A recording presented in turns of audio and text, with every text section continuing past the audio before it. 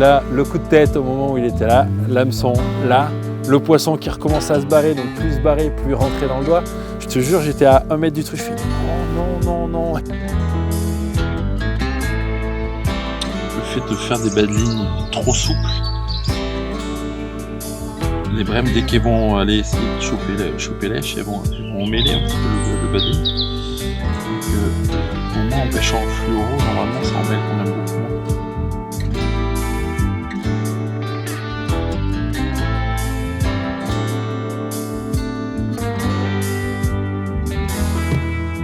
Le but c'est que le précédent amorce le suivant, quoi. Et donc là à chaque fois que je repose la petite poignée au même endroit.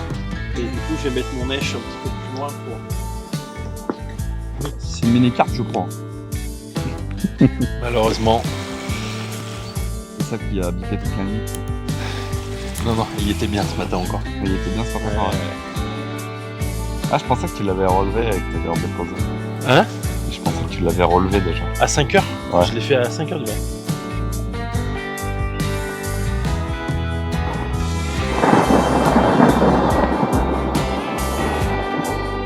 Tu sais à quoi me fait penser la partie? Non. Ça me fait penser à un kebab. Tu sais, tu fais extra viande, extra fromage, extra tout. Extra tout, quoi. Extra tout, ouais. Extra oignon, extra gnocchi, saucisse plus lardon.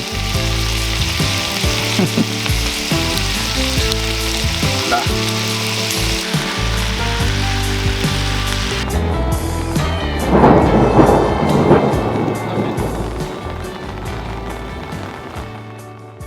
Bonjour à tous, alors on se retrouve pour une nouvelle vidéo, donc c'est toujours un plaisir d'être au bord de l'eau, de se retrouver au milieu de la nature. Donc là on est dans le massif central, on est en Creuse, sur un lac de barrage, un lac de plus de 200 hectares sur le domaine public.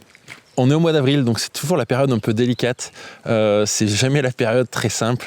Tant que la fraie n'est pas passée, on sait que les poissons ne sont pas répartis, sont pas éparpillés, sont pas toujours très intéressés par la bouffe qu'on peut leur proposer. En plus de ça, la météo, la météo des derniers jours n'aide pas. Tout ça pour dire voilà que c'est pas simple. Ça se passe pas forcément comme prévu au niveau des résultats, au niveau des touches.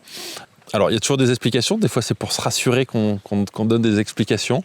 Des fois, on y croit. Des fois, on est proche de la réalité. Des fois, on n'y est pas. Là, on avait choisi un poste. On avait choisi un poste en pleine eau.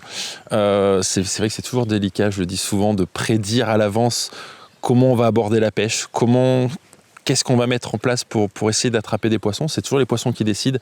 Et c'est vrai que tant qu'on n'est pas le jour même, c'est pas toujours... ça se passe pas toujours comme on veut. Donc j'étais venu préparer un petit peu, j'étais venu amorcer un petit peu à l'avance. Quand je suis venu, l'eau était à 8 degrés. Donc c'est pour un début de saison, ce qui est tout à fait normal pour les lacs de la région. Les poissons s'alimentent quand même. Il y avait quand même une période forcément dans la journée, dans la semaine où les poissons mangeaient. Donc j'avais choisi une zone, donc on dépend aussi des secteurs de nuit. Donc on était sur un poste où il y a pas mal d'eau. Donc on est entre 6 et 9 mètres d'eau. C'est vrai que ces derniers jours, les très fortes températures qu'il y a eu a réchauffé très rapidement l'eau, c'est-à-dire qu'en quelques jours on est passé de 8 à 11,5. Du coup les poissons, il y a de fortes chances que les poissons soient partis dans les différentes queues et nombreuses queues du lac, peu profondes, où l'eau va se réchauffer rapidement.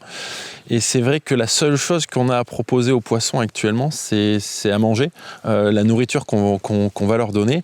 Et si les poissons n'ont pas faim, on va pas beaucoup les intéresser. Et du coup, c'est vrai qu'il y a de fortes chances que les poissons aient préféré aller un petit peu se réchauffer, aller un peu se dorer la pilule dans les endroits peu profonds où l'eau s'est réchauffée rapidement. Et du coup, la zone où on était probablement, et même certainement parce qu'on n'a pas vu d'activité, un peu désertée par les carpes. Pas par les brèmes, par contre. Pas par les brèmes, effectivement. Après, justement, on peut revenir sur comment ça s'est passé. Donc, on est arrivé. Donc, la zone, c'était une zone bien large que j'avais un petit peu amorcée, uniquement à la bouillette, parce qu'on sait qu'il y a énormément de poissons blancs, de brèmes sur ce lac. Du coup, on a mis en place juste quelques spots au milieu de cette zone amorcée. Donc, les premières 24 heures, il ne s'est absolument rien passé. pas la moindre touche, pas le moindre bip, ni de touche de carpe, ni de touche de brème, absolument rien.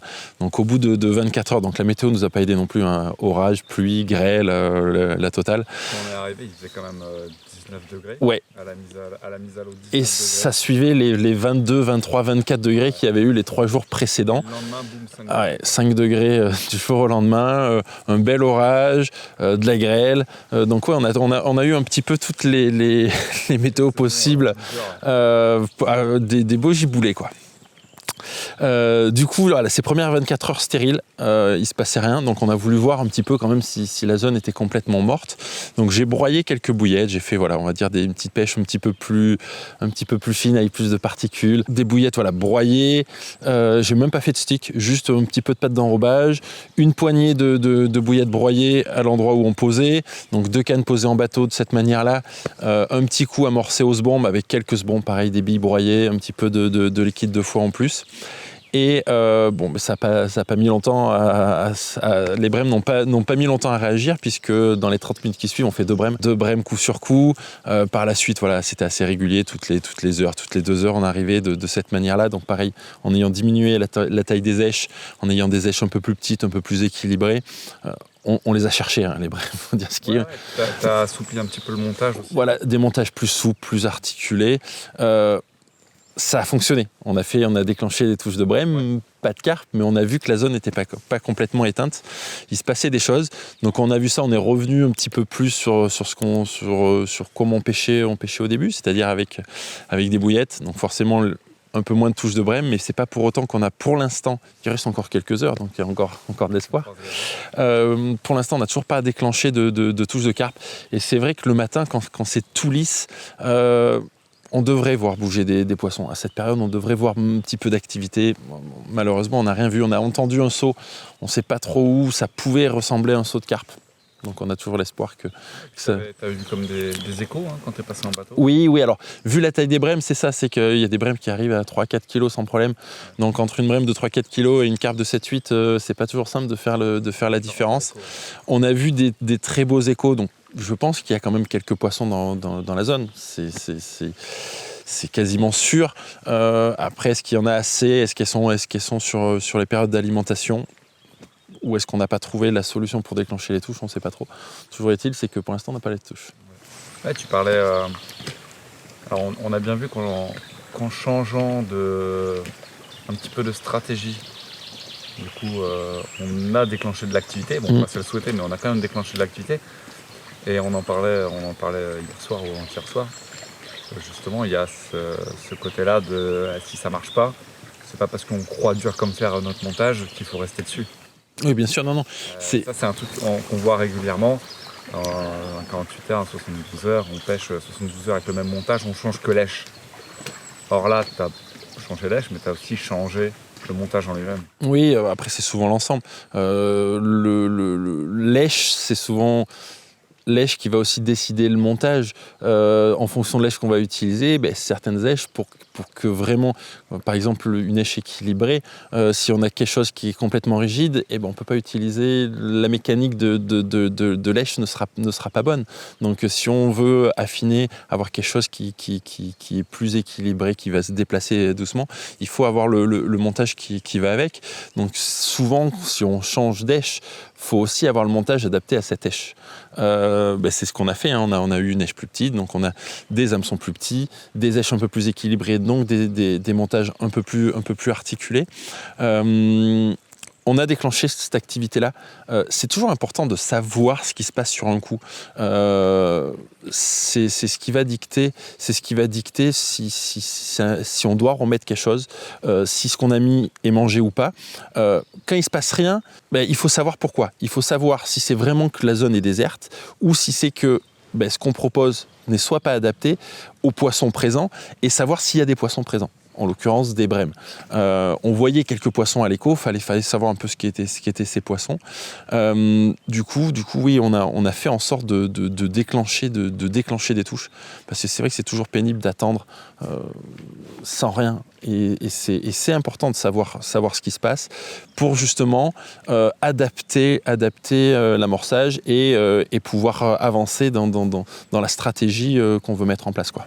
Ouais, là en plus ça a été flagrant parce que à partir du moment où tu as changé ça, tout de suite derrière il y a eu l'activité. Ça n'a pas attendu longtemps. Tout de suite derrière on a vu qu'il y avait les brèmes. Donc on sait qu'il y a des brèmes sur le coup. Alors qu'avant, pendant une journée, on s'est dit le lac est mort. Et c'est pas pareil, on pêche pas pareil sans faire de touche de carpe s'il n'y a pas de brème ou sans faire de touche de carpe au milieu des brèmes. C'est pas du tout pareil. Là on sait que les brèmes sont présentes, que si on leur propose quelque chose qui les intéresse, on va les attraper. Donc du coup, ce qu'il faut, c'est avoir quelque chose de suffisamment attractif pour les carpes sans non plus faire une brème toutes les 20 minutes. Parce que là, du coup, ça tiendrait du miracle d'attraper une carpe au milieu. Donc là, je pense qu'on a trouvé le compromis parce qu'on sait qu'il y a les brèmes, on ne fait plus beaucoup de touches de brèmes, les cannes pêchent suffisamment longtemps s'il y a une carpe qui passe. Voilà, maintenant on creuse les doigts pour déclencher cette touche. Ouais. Et on en parlait avec Bruno au téléphone aussi. Ce que tu vas mettre dans ton amorçage. Bon, toi, tu es venu juste avec des billes pour cette fois-ci, des billes de 20. Oui, pas forcément grosses, des billes de 20, mais qui résistent bien au... Mais du coup, si dans ton amorçage, tu avais mis du pelet, oui. Et en sachant que maintenant qu'il y a des brèmes sur ton coup, les brèmes, elles seraient restées encore plus toute la vie, quoi. Oui. Non, mais là, surtout sur 2 jours. Si on a les brèmes les premières 24 heures, on les a jusqu'à la fin. Ouais. C'est important de savoir qu'elles étaient là. Oui. Parce que, du coup, si tu avais mis, par exemple, des pelets, dans tes prochains amorçages, tu aurais enlevé les pelets. Mais c'est sûr. Après, voilà, je sais que ce lac est quand même connu, réputé pour être très poissonneux en poisson blanc. Il y a vraiment des très grosses quantités de brèmes et des brèmes qui dépassent largement le kilo. Donc c'est des brèmes qui sont susceptibles de mordre lorsqu'on pêche la carpe à la batterie. Donc c'est sûr que les meilleurs résultats qu'on fait, c'est en évitant un petit peu les carpes. Si on se retrouve avec un troupeau de brèmes sur son cou, comme par exemple en ayant mis du pelet, en ayant mis des petites graines, le jour où les carpes n'ont pas faim, elles ne vont pas venir en concurrence au milieu de ce troupeau de brèmes. Donc tout ça, il faut absolument éviter la concentration, de trop concentrer les brèmes, surtout si les carpes ne sont pas actives, ce qui est le cas. Ça, c'est indéniable.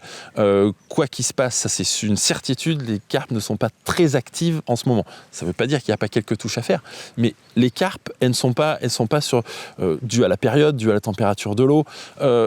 C'est pas des moments d'euphorie, en tout cas pour la carpe. Mais c'est pas pour ça qu'il n'y en a pas à attraper quand même. Ouais, d'où l'importance en fait d'essayer les trucs pour rechercher l'information manquante en fait. Oui, mais voilà, il faut être tout le temps en train de chercher, essayer de comprendre ce qui se passe, quels sont les poissons actifs, ce qu'il y a dans le coup. Là, on sait maintenant que il y a des brèmes qui sont sur la zone, alors pas énormément, on les a pas concentrés, c'est sûr. Il y a des brèmes sur la zone. Peut-être quelques carpes au milieu, et ce qu'il faut, c'est réussir à déclencher cette touche de carpe au milieu de toutes ces brèmes présentes. Tu parlais aussi, qu'elles étaient éventuellement dans les zones un peu plus chaudes, donc dans les eaux un peu plus, un peu moins profondes. Oui, à cette période, c'est sûr que on n'est pas sur le bon poste pour le coup. c'est clair. On a un poste où effectivement on a de l'eau tout de suite, même les bordures se retrouvent très vite avec 4 mètres d'eau. C'est pas des bordures idéales pour la période. On sait très bien qu'en début de saison, les premiers rayons de soleil, les poissons ils vont avoir tendance à aller chercher un petit peu cette chaleur. On sait également que c'est pas forcément des périodes où les poissons sont tout le temps très intéressés par s'alimenter. Ils vont pas s'alimenter du matin au soir. Il va y avoir des périodes d'alimentation, des périodes où justement ils sont plus en train de se réchauffer tranquillement au fur et à mesure que l'eau se réchauffe aussi. Et c'est clair que les fonds de baie peu profonds, c'est les zones où les eaux vont se réchauffer un peu plus vite. Donc les poissons ils vont avoir un peu plus tendance à s'y tenir. Et c'est possible qu'on aurait eu des meilleurs résultats en ayant fait des petites pêches de journée sur ces fonds de baie. Alors c'était pas le souhait non plus. On avait choisi de bien s'installer. Donc c'était pas le but d'essayer de vadrouiller. Mais si on avait vraiment voulu essayer d'attraper une carpe, je pense qu'on aurait eu plus de chance en allant chercher les poissons là où elles sont qu'en voulant absolument les faire venir là où nous on était, quoi. Oui, là, il aurait fallu vraiment changer de stratégie. Ouais, Là, la oui. stratégie, c'était t'avais 2 cannes pêche du bord, 2 cannes déposées en bateau. Et surtout, même si à force, celle de gauche, finalement, tu les as relancées à force de faire des runs. Mais bon, voilà, il y avait une stratégie qui était quand même mise en place, décidée en amont. On en avait un petit peu parlé. le poste aussi, voilà, le choix de poste dans ces eaux, on va dire, dans ces profondeurs un petit peu, qui souvent est adapté pour une pêche au mois de mars-avril. Je sais qu'on arrive à attraper des poissons dans ces zones. On n'avait pas anticipé qu'il allait y avoir ce réchauffement brutal et très fort. Ce vent, enfin voilà, toutes ces conditions-là, on sait aussi, en barrage, les poissons se déplacent. C'est des gros troupeaux qui se déplacent. C'est les températures, les zones de confort, l'alimentation qui va faire que les poissons vont choisir une zone où elles se sentent bien, sur une zone plus qu'une autre. Et visiblement, la zone qu'on a choisie n'est pas celle que les carpes ont choisie.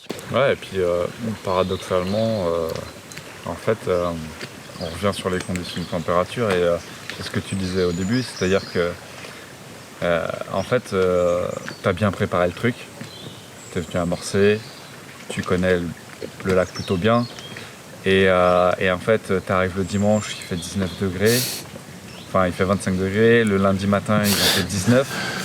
Quand on est parti, il y avait un vent de dingue. Ouais. Après, le vent s'est calmé complet. Oui. On a perdu 10 degrés. Donc, comment tu veux être sûr de ce que tu fais? Oui. Non, alors déjà, on n'est jamais sûr de ce qu'on fait, mais c'est sûr que l'approche qu'on avait mis en place, c'était pas adapté à ces conditions météo. De dernière minute, bien sûr. Et c'est vrai, quand on prépare une session 3 semaines, un mois à l'avance, tout ça, c'est des paramètres qu'on ne maîtrise pas.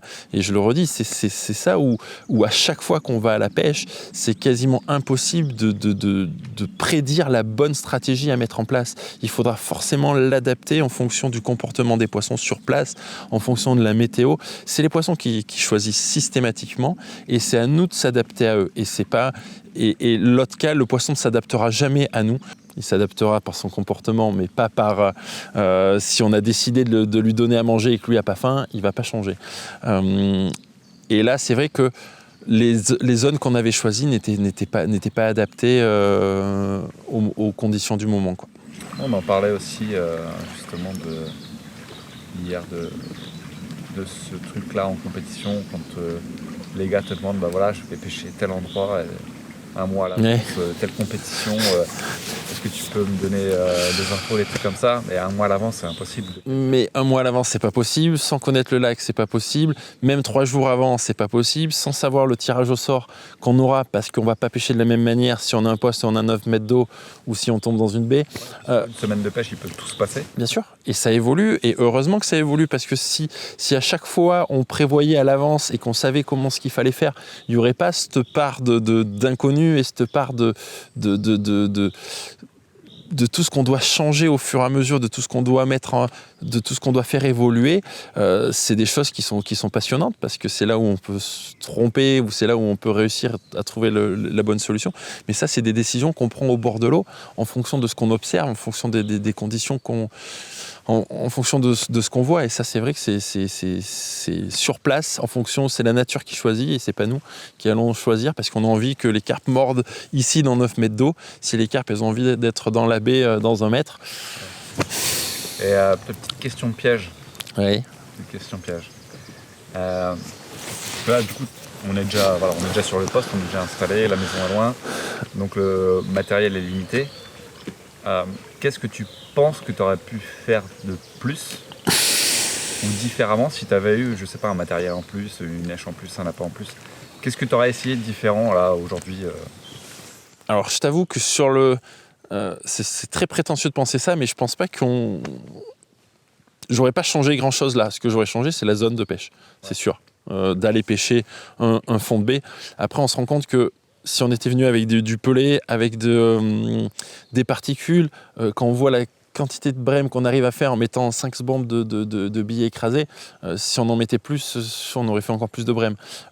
Sur les appâts, je pense pas qu'on ait grand-chose à à changer par rapport à ça. Vraiment, je pense que c'est vraiment ce spot, ouais. C'est 7-8 mètres d'eau. Rapidement, c'est pas la zone où se sentent bien les carpes ces jours-ci, quoi.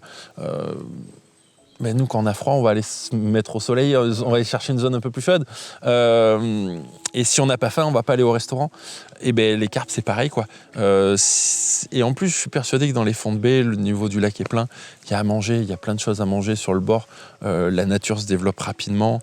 Il y a suffisamment à manger pour nourrir les carpes qui sont dans ces fonds de baie sans qu'elles aient besoin de venir dans 9 mètres d'eau où les eaux sont encore froides et où elles vont pas forcément se sentir bien, quoi. Par contre, clairement, si tu avais eu une bordure avec une pente moins abrupte, oui, t'aurais pêché oui. plus haut, quoi. Ouais, c'est sûr. Sur une bordure, si on avait pu pêcher une bordure... Alors, on a essayé, j'ai mis une canne, à un moment, j'ai retendu la canne dans moins d'eau, j'ai tendu une canne dans 3-4 mètres d'eau. C'est sûr que si on avait une bordure en pente douce, on aurait essayé. Et je pense qu'il y a quelques poissons qui peuvent longer les bordures. Après, tel qu'on est, là, c'est pas facile de pêcher les bordures. Les bordures sont... Des arbres à droite, des Ouais. arbres à gauche. Ouais. On est dans une espèce de petite Un petit renfoncement et tout, là, c'est pas... On est dans un petit renfoncement, mais avec beaucoup d'eau. Donc, c'est... Ah, c'est ton alarme. Mon alarme, ouais. Ah, bah voilà, c'est ça. Le professionnalisme. Le mec, il coupe pas son téléphone.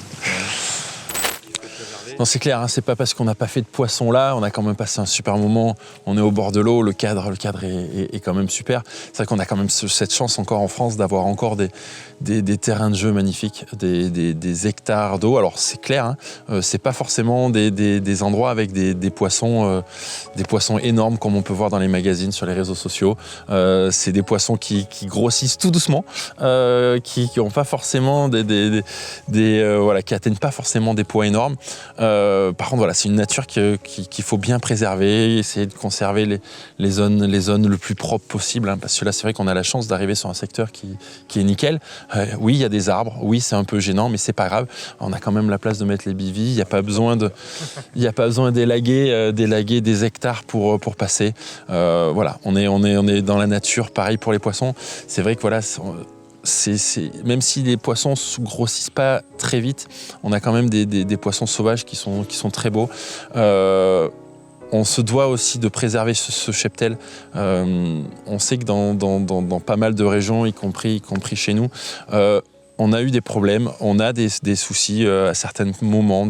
On peut avoir des poissons qui sont transportés, qui sont amenés ailleurs. Et ça, c'est vrai que c'est un peu le devoir de chacun, hein, de faire en sorte voilà, quand on voit des choses qui se passent pas comme ça devrait, de pas hésiter à prévenir les fédérations, à prévenir les gardes-pêche, ouvrir l'œil, parce que c'est vrai que si on veut pouvoir continuer à amener nos enfants dans des coins sauvages comme ça, c'est à chacun de préserver un petit peu ces petits coins de paradis, quoi. Ouais, parce qu'au final, toi qui viens souvent ici, souvent, régulièrement. Oui, pas autant que je voudrais, mais... Ouais, pas autant que tu peux, mais au final, quand tu es pêcheur et que tu vas sur un lac régulièrement, c'est tous les gars qui vont amorcer et tout, qui font grossir les carpes au final. Ouais, bien sûr. Donc, tous les centaines de kilos de bouillettes que tu as mis au fond de l'eau, c'est toi qui fais grossir la carpe. Avec les années, en fait, c'est toi qui les vois grandir, c'est toi qui les pêcheras, etc. Et donc, au final, si tu vas pêcher, je sais pas, 10-15 ans au bord d'un lac, une carpe que tu as pris à 10 kilos, tu vas la... Tu peux être amené à la rattraper, exactement. Et ça, c'est génial. Le jour, elle disparaît. Ouais. Oui. Parce que, voilà, elle était transportée autre chose. T'as perdu le fruit de tes efforts aussi, en fait. Ouais, le fruit de tes efforts, et puis c'est quand même ce poisson sauvage, ce poisson qui a grandi toute sa vie dans ce milieu-là. C'est dommage de le voir disparaître et de se dire qu'on n'aura plus la chance de l'attraper, ou que d'autres, que des amis, les générations futures n'auront pas la chance de voir grandir ici, quoi. Et ça, c'est vrai que c'est des choses qu'il faut absolument essayer de conserver, et c'est vrai que c'est un peu le devoir de chacun de veiller à ce que ça se passe du mieux possible et qu'il n'y ait pas le moins de problèmes de ce côté-là, quoi. Ouais, un peu d'attention. Ouais. Sur la nature, sur les poissons, un petit peu Ouais, c'est du bon sens, mais voilà, de pas couper trop d'arbres, de pas laisser traîner de déchets, c'est des choses qui paraissent évidentes un peu à tout le monde, mais on voit tellement de choses aberrantes qu'il faut faire en sorte que de préserver cette nature et ces cheptels sauvages. Ouais, on en profite encore des années. Ouais. Ce sera le mot de la fin. Ouais, ça sera le mot de la fin. J'espère toujours qu'on attrape ce poisson-là, parce que même si on a passé un bon moment, même si c'est toujours agréable d'être dans des coins comme ça, c'est vrai qu'on n'aura pas été embêté par le monde. On est vraiment perdu et ça c'est chouette. Mais c'est vrai que si on arrivait à voir une carpe qui nage ici, ça serait quand même top. Donc on a encore espoir. Exactement. En tout cas, voilà. Merci de nous avoir suivis. Et puis on se dit à très bientôt pour une autre vidéo. N'oubliez pas de vous abonner. N'oubliez pas de vous abonner. Le petit pouce bleu, le petit abonnage. Et